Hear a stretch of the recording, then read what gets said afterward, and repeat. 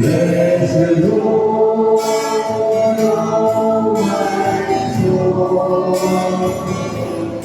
and all that is within me.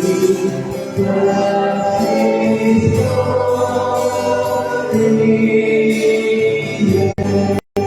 Thank the Lord, thank the Lord, oh my soul.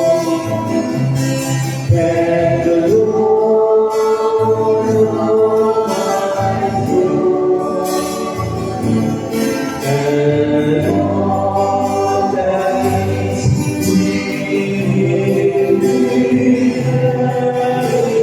Holy name. And in our hearts, let us now praise the Lord. Praise the Lord, oh my soul. Praise the Lord, oh my soul. And all that is within me praises holy name.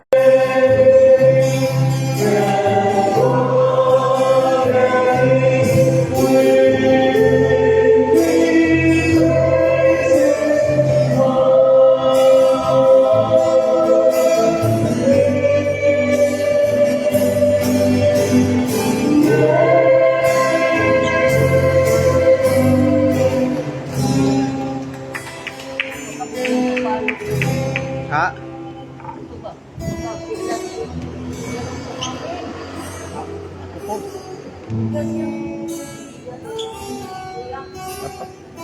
Dapat yan, dapat ilalak yung ano yan. Nakalive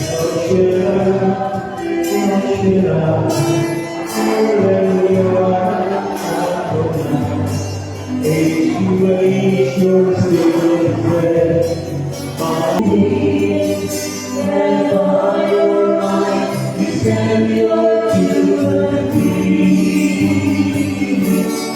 El Shaddai, El Shaddai, El Adonai, age generations still the same, by the power of the faith. El Shaddai, El Shaddai, El Adonai, we will praise and lift you high. El Shaddai. Blessed be the name of Jesus. Blessed be the name of the Lord. Blessed be the power of Holy Spirit. Hallelujah. Hallelujah. Shalom. For us, singing in Abraham. Hallelujah.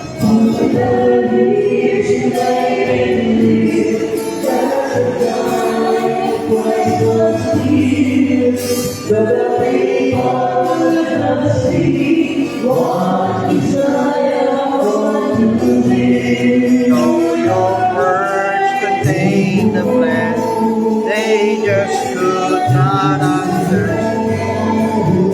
You're the most of the Lord, the friendly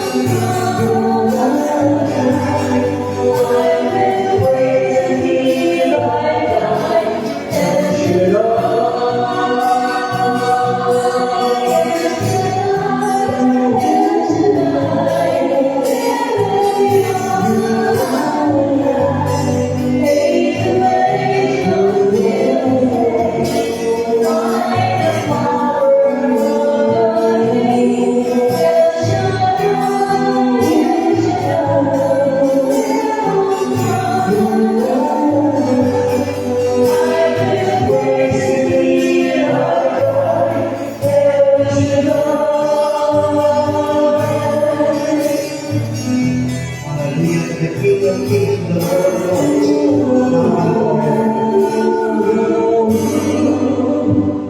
I will praise you, dear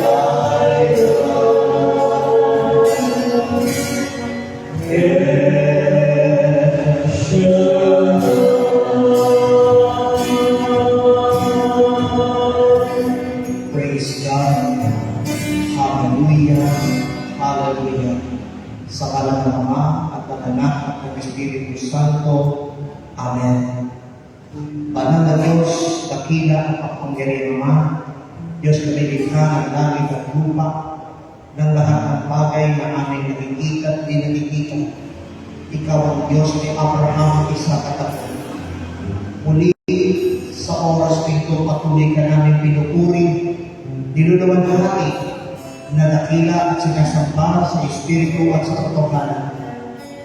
Taos puso po kaming nagpapasalamat sa iyong walang tigil na katapatan at kapulihan sa bawat isa upang kami lahat ay handang matulong lumakad sa iyong kabanalan at katwiran.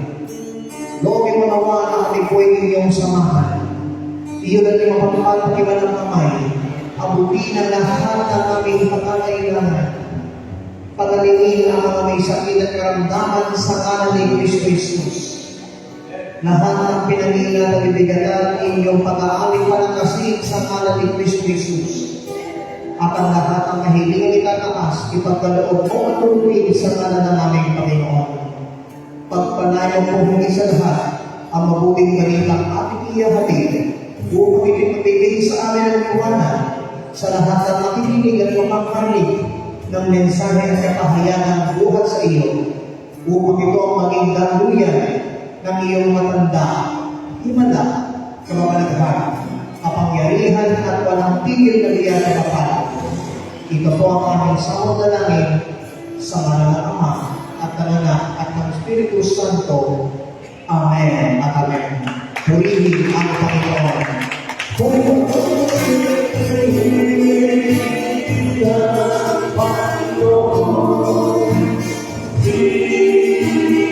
Kristo,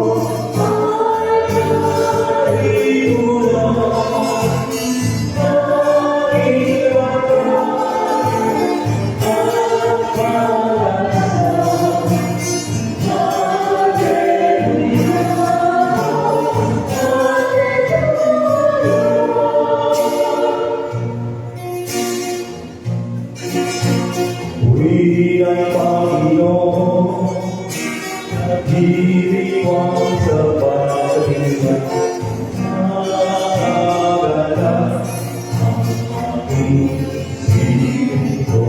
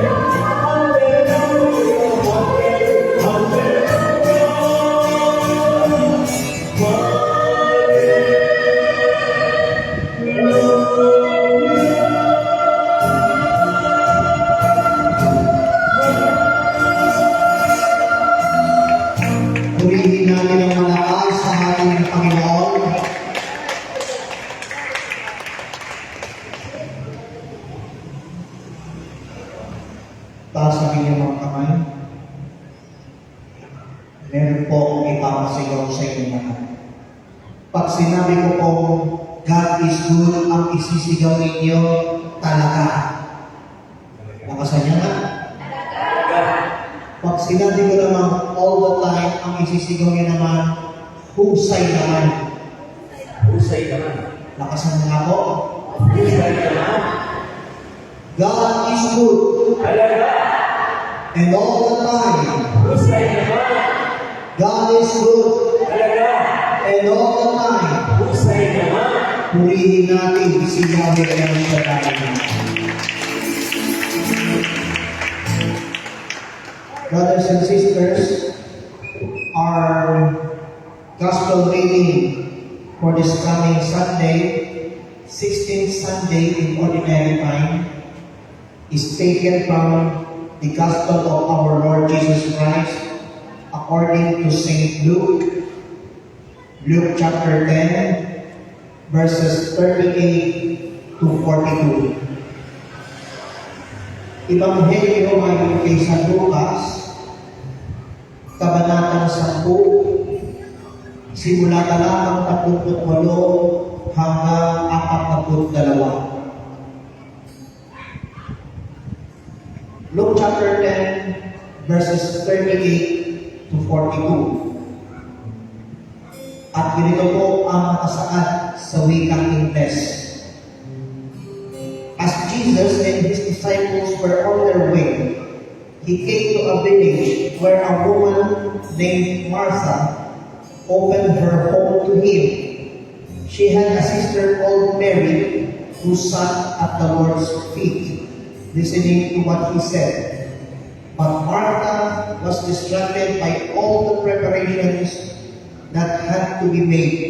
She came to him and asked, Lord, don't you care that my sister has left me to do the work by myself?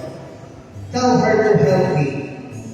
Martha, Martha, the Lord answered, you are worried and upset about many things, but only one thing is needed. Mary has chosen what is better, and it will not be taken away from her. Purihin natin ang malakas ng bukay ng Diyos. Nagpatuloy si Jesus at ang kanyang mga lagad sa kanilang paglalakbay at pumasok sa isang nayon. Malugod siyang tinanggap ng isang babaeng nagngangalang Marta sa tahanan nito. Ang babae ito ay may isang kapatid na Maria ang pangalan. Naupo ito sa pangalan ng Panginoon at nakinig sa kanyang itinuturo. Alang-alang si Marta sapagkat kulang ang kanyang katawan sa paghahanda. Kaya lumapit siya kay Jesus at ang wika, Panginoon, sabihin nga ninyo sa kapatid ko, tulungan naman ako.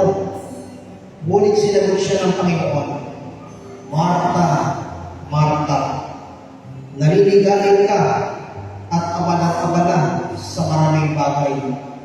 Ngunit isa lamang ang talagang kailangan. Pinili ni Maria ang lalo mabuti at ito'y hindi aalisin sa kanya. Brothers and sisters, ito po ang mabuting balita para sa ating lahat buhat sa Panginoon. Palakpakan natin ang buhay ng Diyos.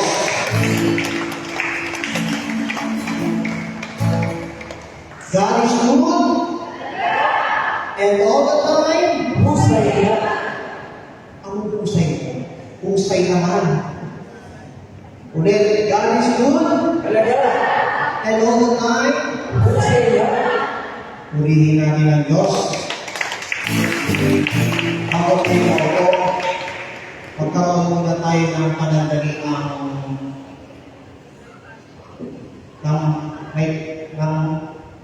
ay mga maikling minutong pananahimik at magpalay muna sa madali ng taimtim na panalangin para sa ikapagpuyapa ng kaluluwa ng isa sa mga helpmates ng tapat na chapters na sakop ng B2B sapagkat siya po'y kinuha ng Panginoon kaninang madaling araw, kaninang alas 5 ng umaga. Si Sister Edna Aktan, siya po ay iniuwi ng Panginoon sa kalangitan. Kaya, pansamantaling imo ko muna at tayo tayo ng tahimik bilang tayo na dasal para sa kanyang ikapapayapa ng kalangitan.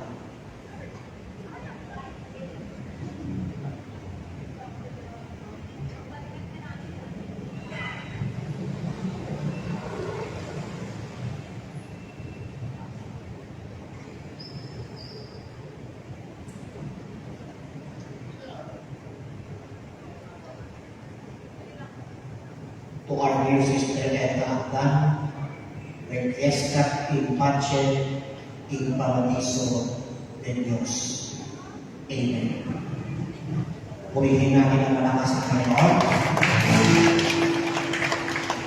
Para kayo upo sa napakagandang presensya ng Diyos. Upo na po tayo. Hindi na ako mapapatagal aking pagpaliwanag. So isang magandang gabi po sa inyo lahat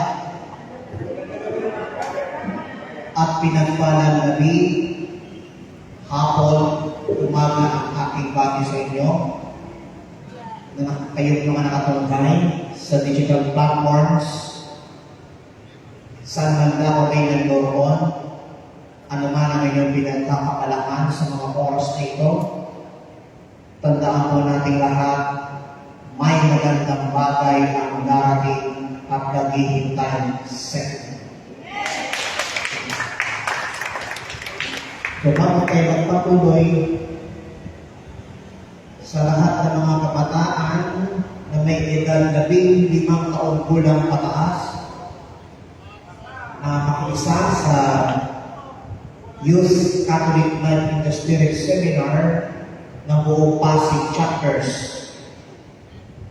As in, buong Pasig chapters ay gaganapin doon sa ibaba ng simbahan. Sa araw po yan ng linggo, July 20, 2025, alas 8 ng umaga hanggang alas 5 ng hapon. Yan po ay gaganapin sa baba ng ating simbahan ng Santa Rosa de Lima. Pangalawa, ang ESGMM ay nangangailangan ng 100 choir members na galing dito sa Kapatpa na makabubuo na tinatawag na 1,000 choral sa darating na 41st anniversary overnight celebration sa nagaganapin sa makasaysayan Quirino Grandstand, Luneta Rizal Park, Manila. Para sa mga nais maging bahagi ay makipag-ugnayan po kina Sister Alma Conceslao o binigay kay Brother Edgar Lamatron. Kasi importante po na makabuo ng 1,000 chorals para po sa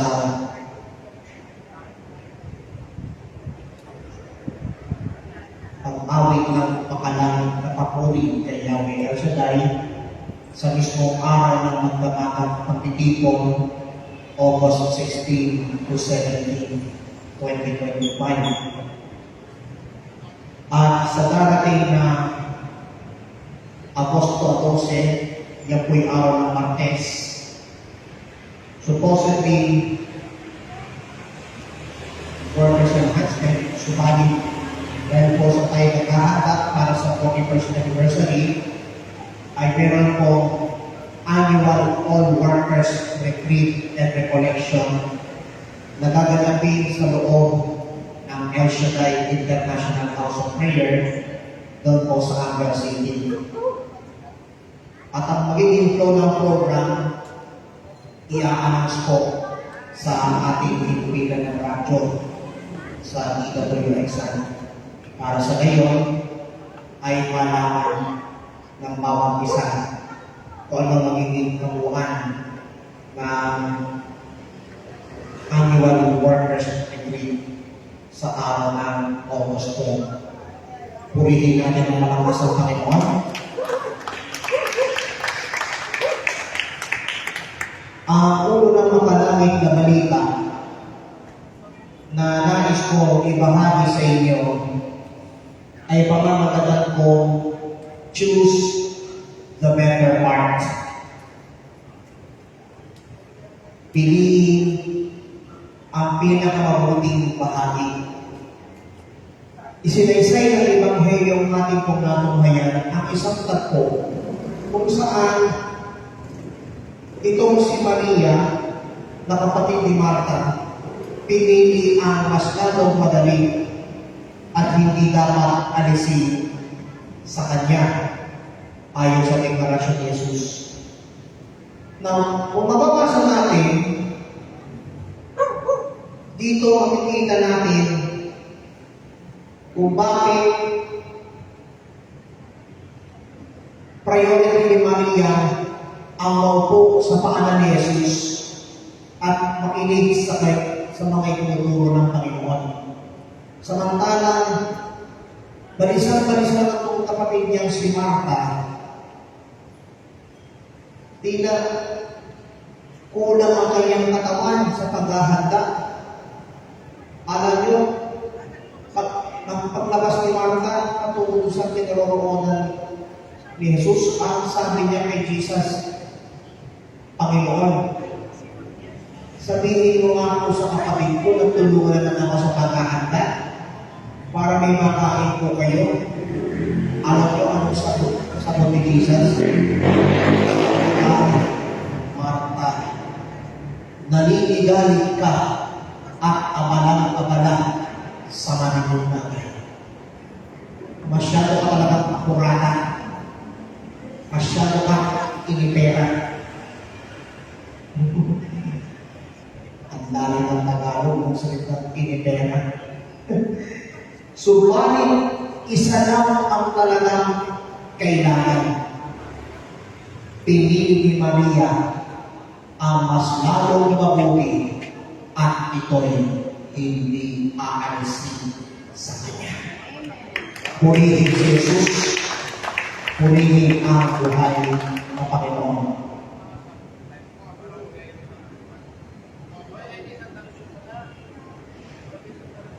Our preaching password na nais ko pong ibahagi sa inyo ay ang salitang choose. C-H-O-O-S-E. Choose. Pinili. The first letter of choose is letter C. Letter C of choose stands for Christ-centered priorities. Sabihin niyo nga, Christ-centered. Christ-centered priorities. According to Matthew chapter 6, verse 33, ito po ang pinaka-popular sa lahat. But seek first His kingdom and His righteousness, and all these things will be given to you as well. Ngunit pag sumakita ninyo na kayo'y pagharian ng Diyos at kumain at ito'y naaayon sa kanyang kalooban at ipagkakaloob ang lahat ng inyong kailangan. Amen.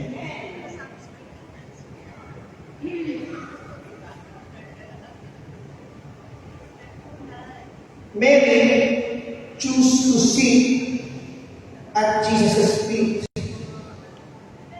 prioritizing His presence over tasks. instruction warns against letting busyness overshadow worship. Amen po ba? So bakit pinili ni Maria umupo sa alis para ma-prioritize yung presensya ng Panginoon over the tasks? Pero itong si Martha na masyadong inipera dahil sa pagkabanda, masyadong distracted. Bakit? Binadaan kontra sa pagiging ladies overshadow worship. Amen? Kinukuha niya yung pagsamba sa Diyos. Amen? Kumbaga, nadi-distract. Bakit? Masyado siyang over pagdating sa paghahanda.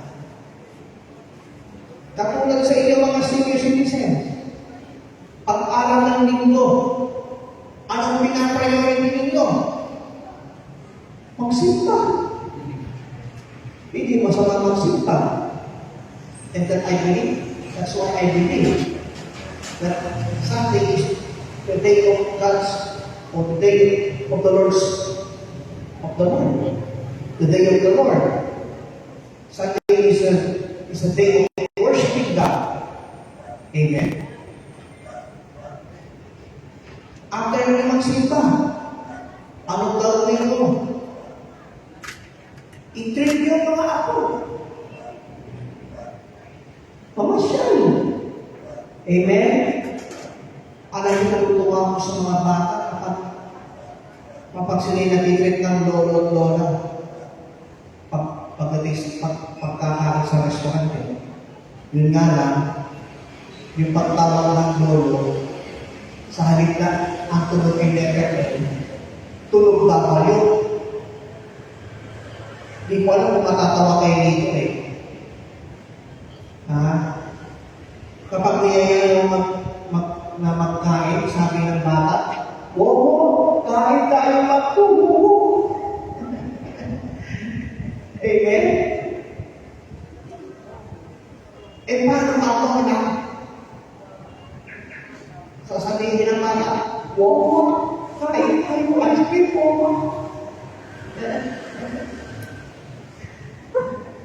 Amen? Enjoy yourself. Enjoy yung magiging simple life. Amen? Kaysa sabihin ninyo sa apo nila, pasensya ka na, iho. Alam mo naman marunong ang tuhod ko. Masakit lang spinal cord ko. Kurang na ang lola ko. Tama ko ba o tama? Tama ko ba o tama? Tama ko si Tumami. Palakpakan natin si Yahweh sa Pilipinas.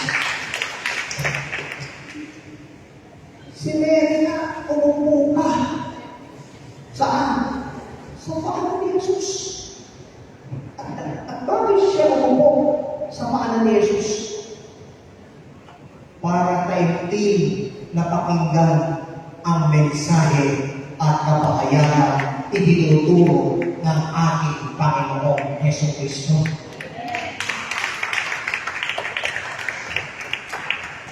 Amen? Now, ano po ang next letter ng salitang choose? Letter H. Letter H stands for heartfelt devotion. Heartfelt devotion. According to Psalm chapter 63 verse 8, my soul clings to you, your right hand upholds me. Ang kaluluwa ko'y humahawak sa iyo, ang iyong kanang kamay ang umaalalay sa akin.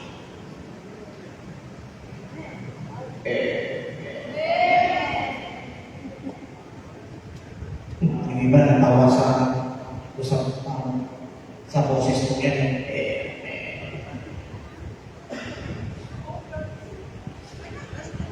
That's why I called Mary's posture of listening. Sabi sa verse 39, Mary's posture of listening reflects total surrender. Mantakin mo sa postura ng kanyang pakikinig. Nagre-reflect sa kanya na lubos na pagsuko.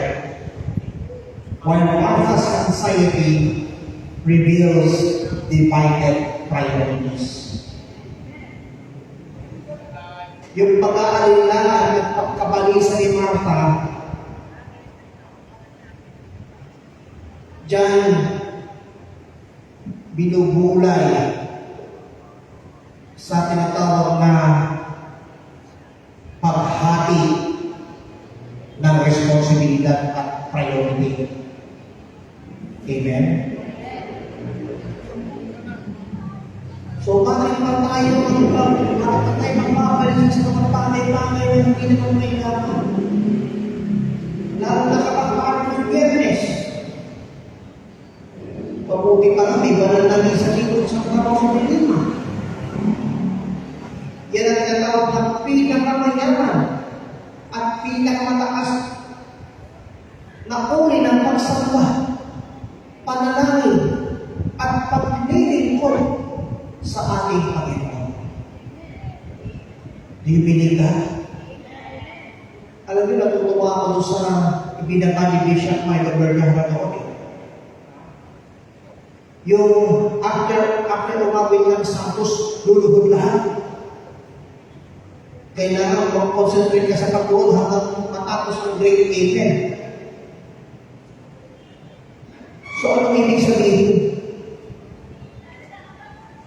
Tayo ay katulad ni Maria nagbubulay-bulay sa ubusang pagsuko ng kanyang sarili sa Diyos.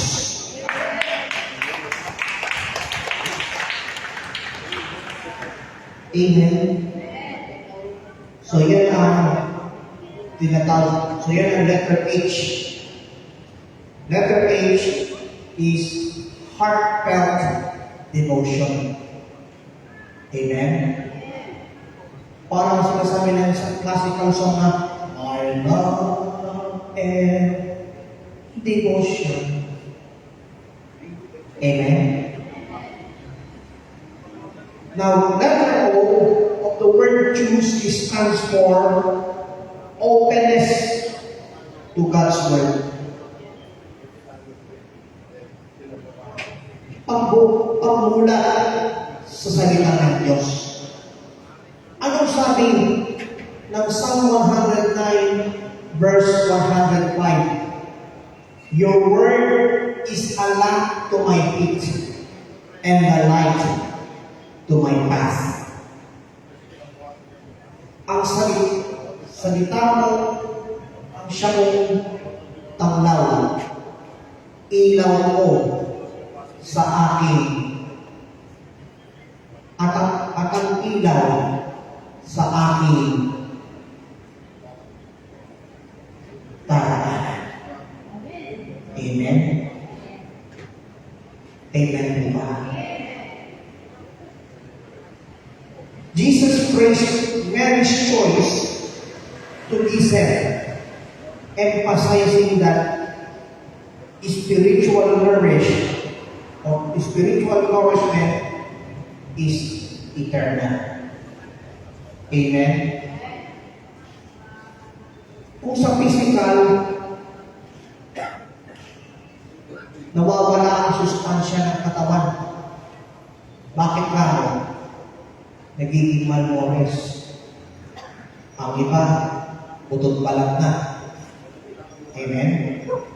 Pero kapag pinakinggan mo, tinanggap mo at inunawa mo ang mensahe na kahayanan ng Diyos, yung kalagayan mo, yung yung spiritual na malnourished. Yung ating pagka-malnourished, physical man o spiritual, bubusugin ng salita ni Yahweh sa salita. Amen? Kaysa naman may mga taong mo doon na masabing, malungkot ka na, pangit ka na. Amen? Alam nyo, kanina habang tayo nagkikisa sa Mananalisa, yung linggo anak sa kahapin ko, ay parang gusto yung taklatan ng hapon eh. Alam nyo, sabi ni Habagat, talagang si klase kayo magsimba ha, tataklo lang po nga yung pinto na yan. Alam nyo, sabi niya sa kanya, hoy, Habagat, subukan mong kalipagin ng pinto ang pasarado. Isang kamay na may butas ng pako, yayain kita. Purihin si Yahweh ang siya pinakalakas. Amen? Now, another letter O of the word choose is overcoming distraction. Kakatampayan sa mga distraction. Kaya kadalasan habang nakikinig tayo ng salita ng Diyos, ang daming distraction. Amen? Ang iba, may nagyayak. Halimbawa, araw ng Biyernes, araw ng prayer meeting, subalit ang sabi sa iyo ng iyong asawa, ng iyong anak, o ng kapitbahay mo. Amen? Ang sabi niya, Mare, panoorin natin kung anong lagay ni Bagyong Krisis. Hallelujah. Alam nyo, yung bagyo na yan, ano lang yan? Panandalian lang yan. Tsaka, isa pa, dadaan niya mapuntang West Philippine Sea. Ulihin natin ang buhay ng Diyos. Amen? Now, ano po ang sabi sa Panginoon Apostol sa mga taga-Pilipos? Philippians chapter 4 verse 6. Do not be anxious about anything. Huwag kayong mabalisa sa anumang bagay. Amen.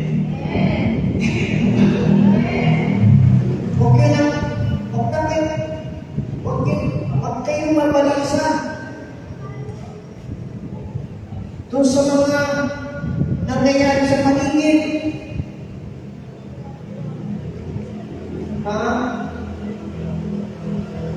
Lalo na yung mga alert na yung makukusang sa mga sugat. Aalisin talaga ni Yahweh ang siya niya. Bakit? Yung online gambling na yan ang nagsisira sa kinabukasan ng pamilya. At yan ang sumisira sa pagkatao ng bawat isa. Hindi po ako nagpapatama. Tinatama ko lang kung ang kapahayanan ng Diyos. And I pray, by the help of Yahweh El Shaddai, that online gaming na yan, aalisin na po yan.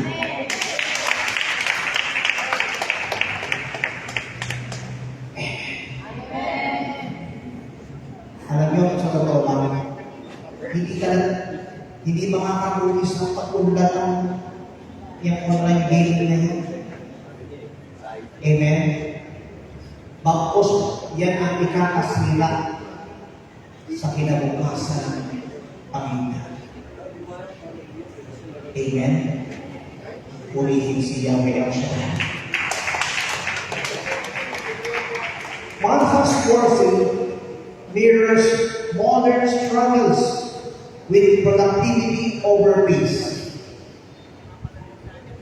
Ang pag-alala ni Martha ang siyang sumasalangit sa modernong problema na may kasamang productivity kontra sa kapayapaan. But Jesus calls us to reject many things for the one thing needed. Amen?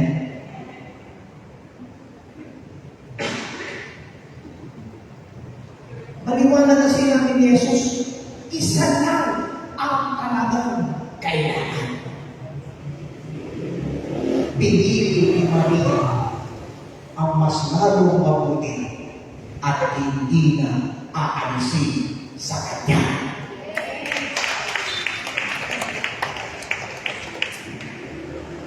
Reject many things in our lives for the one thing we must be.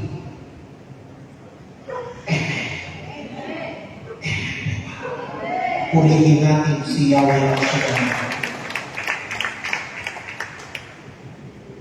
The letter S of choose stands for spiritual focus. Spiritual na pagtuon. Amen? According to the letter of St. Paul to the Colossians chapter 3 verse 2, set your minds on things above. Ituro ninyo ang inyong pag-iisip sa mga bagay na nasa taas. Amen? Ituro ang ating isip sa mga bagay na nasa taas. Ano yun? Yung pinili ni Maria. Mary's choice symbolizes discernment, eternal truth over temporary duties. Amen? Amen po ba? Ang pagpili ni Maria ang sumasalisan sa tinatawag na discernment, pagkahangad, walang hanggang katotohanan kontra pansamantalang gampanin. Amen? Eternal truth over temporary focus o duties. Pag-focus tayo saan? Sa spiritual na bagay. At nakatuon tayo sa pang-spiritual na bagay. Kapatid, friendship, ka-prayer partner, katuwang. Remember, may magandang bagay ang darating at naghihintay sa iyo.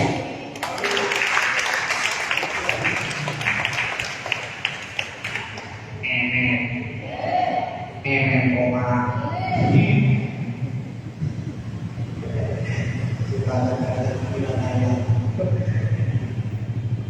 Then the letter E of choose stands for eternal perspective. Eternal perspective. According to 2 Corinthians chapter 4 verse 18. Ito ang sabi ni San Pablo Apostol. What is seen is temporary, but what is unseen is eternal. Ang nakikita ay pansamantala lang. Ngunit ang hindi nakikita ay walang hanggan. Amen. Amen po ba? Now, Jesus assures Mary that it will not be taken away. To choosing Him secures lasting joy. Amen? Choosing Christ secures lasting joy. Yung sagot yung parang tumutok lang. Amen.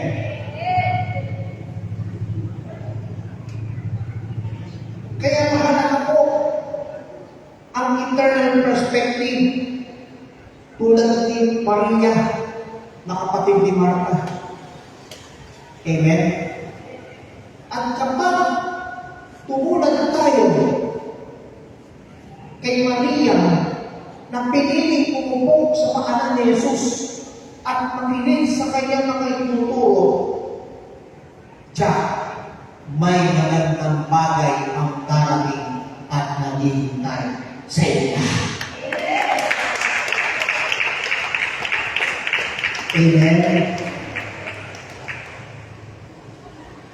Kanina alam niyo nakakatuwa sa mga kakayahan wala ka ng Lunes. So, noong Lunes, nung malamang nasa Veterans Memorial Medical Center, si Sister Edna, doon pa nakaraan. No? Bakit? Nagugulong ang kanyang breast eh. Halos lang ang nasulat. Bakit? Binulok ng cancer sa breast. Amen? Pero sa nangyayari ang siya, binisita ng ating mahal na Bishop Ted Bacari doon sa lugar kung saan nakaraan si Sister Edna. Binigyan pa ng anointing of the sick. Tinanggap pa ng banal na komunyon.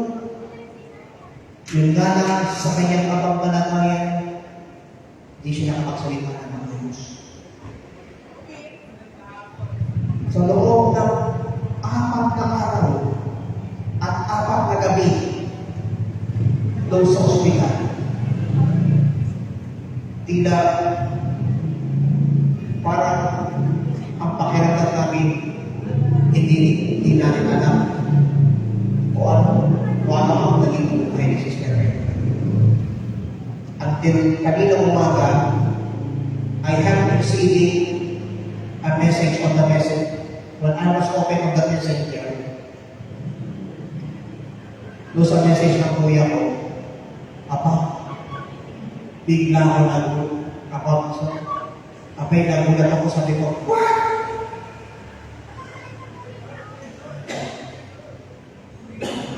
Nagulat ako. Wala na pala si Sister Ed na kapatid. Siya'y inuwi na sa piling ng Panginoon kanina ikalima ng madaling araw. Amen. I was shocked. Pakiramdam ko parang gusto ko lang umiyak eh. But I remember what I heard from the voiceover. Huwag namin ikalungkot ang pagpanaw at pamamahalan ng isang tao. Sapagkat yan ay isang halimbawa. Amen. And I believe na sa kanyang paglisan sa daigdig, naniniwala ako siya ay makatatanggap ng walang hanggang gantimpala buhay kay Yahweh El Shaddai. Amen. Tayo na kayo. Dito tayo magkukukul. Kung ano ang pinili ni Maria ayon sa Ebanghelyong ating natunghayan, yan din ang ating pipiliin. Now, sa kakabilang kapatid, sa taong naliligali o sa taong pinili ang tama? Amen. Ang ina. Sino nagsasabi sa taong pinili ang tama sa kamay? Ikaw kapatid na nanonood sa digital platforms, saan mo gusto? Sa taong maligali o sa taong pinili ang tama? pinili ang tama, sabi ng Panginoon. At kung ang pinili mo ay doon sa taong pinili ang tama, it's our time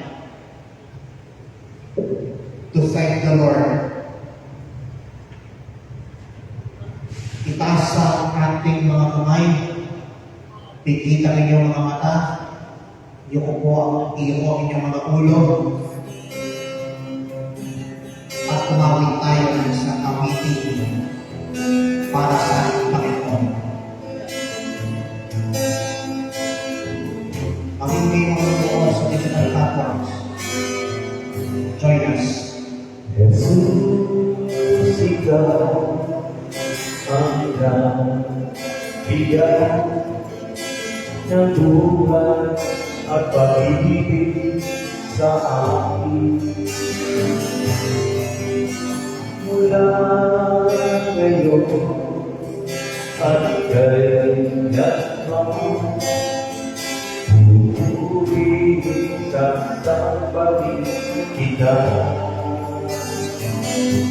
Wala nang iba sa puso ko isipan,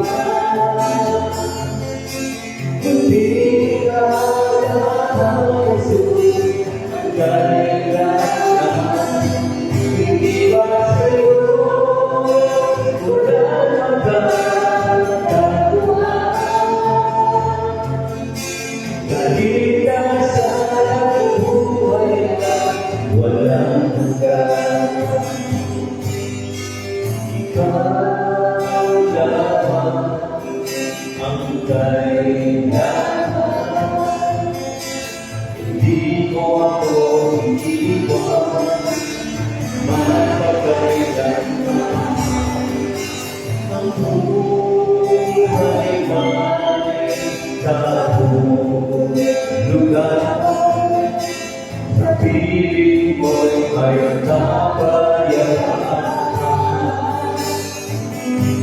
Wala nang iba sa puso ko isipan, kundi ikaw lamang Jesus ang kailangan. Hindi ba sa'yo wala magkakatuwaan? Dahil ka sa buhay na walang hanggan. Wala nang iba sa puso ko, ikaw ang walang hanggan. Dahil ka sa buhay na walang hanggan. Dahil ka sa buhay na walang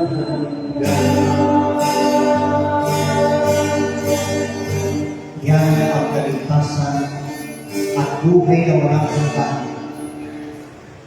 Ang pinili ni Maria ay ang lalong mabuti at hindi na aalisin sa kanya kailanman. Kaya naman, O Diyos, nagpapasalamat kami sa iyong walang tigil na katapatan at kabutihan sa bawat isa. Salamat sa mensahe at kapakilan na ipinagkaloob mo sa akin, lalo higit sa aming marunong na paglilingkod sa iyong pananampasan.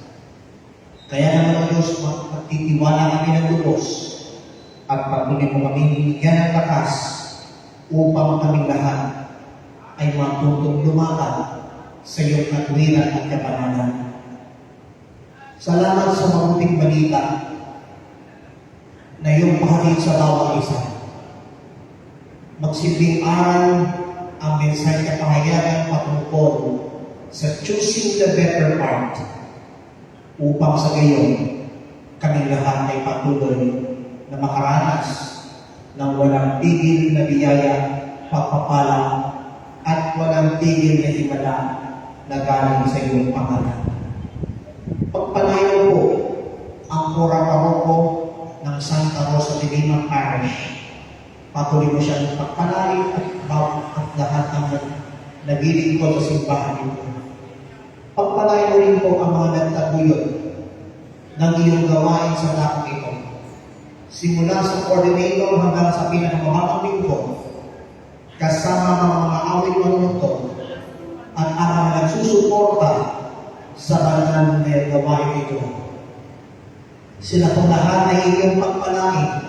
Sundan mo po ng iyong mga tanda, himala, kababalaghan, kapangyarihan at walang tigil na biyaya at pagpapala sa ngalan ng Jesus. Everybody say amen. Taas sa inyong mga daladalahan, ang inyong mga prayer requests at iba pang bagay na ibig pagpalain ng buhay, banal at makapangyarihan ng Diyos. Diyos sa mga makapangyarihan na nagpapaspasan ang mga hawak ng aming mga kapatid, ang kanilang mga handbags, wallets, Biblia, tubig, langis na simpan niyo, at iba pang mga bagay na kanilang itinataas. Gamitin mo bilang mga sangkap upang ang sinulamahin mo ay sundan ng iyong mga tanda, himala, kababalaghan, kapangyarihan at walang tigil na biyaya ng kapala. Maging ang kanilang mga prayer requests na nakasunod sa puting papel at kanilang mga kahilingan. Inaangkin po namin na lahat ay answered prayer. Lahat ay answered prayer. Mas masarap ang kanilang mga anay mundo. Ibalik sa kanilang pusong tapat, siksik-iklig at umaapaw. At sana yung pansamantalang pag-iwalay, taglay po namin ang iwaing lakas, ang iwaing sigla na galing sa iyong pangalan. Maraming salamat, Panginoon. Ito po ang aming sakot na namin. Kaysa na panagpitang panalangin ng aming inang Birhen si Maria at ng lahat ng mga anghel na tumagal sa langit, sa pangalan ng iyong bugtong anak, ang aming Panginoon at tagapagligtas Panginoong Kristo, na nabubuhay at naghahanay kasama at ng Espiritu Santo isang Diyos, magpasalang hanggang ang lahat ay magsabi ng Amen. Amen. Pakibaba ang inyong mga hawak kamay. Pakibaba ang inyong mga hawak kamay. Itaas ang inyong kamay na walang hawak. At malaya tayo magpupuri ng malakas kay Yahweh El Shaddai.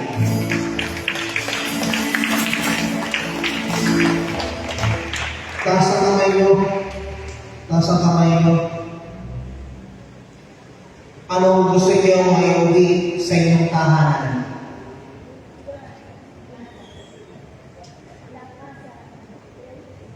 Okay. Pagtanong ko po, ito ang inyong isisigaw. I will choose the better part. I will choose the better part. Pakiulit ko na malakas. I will choose the better part. I will choose the better part. I will choose the better part. I will choose the better part. I will choose the better part. And may the Lord God bless us all, now and always forever, in the name of the Father. Father, malaking po, thank you for the name. In the name of the Father, and of the Son, and of the Holy Malala, and of the Holy Spirit. Amen and amen. God is good, and all the time. God bless everybody, and let's give Him thanks with every one.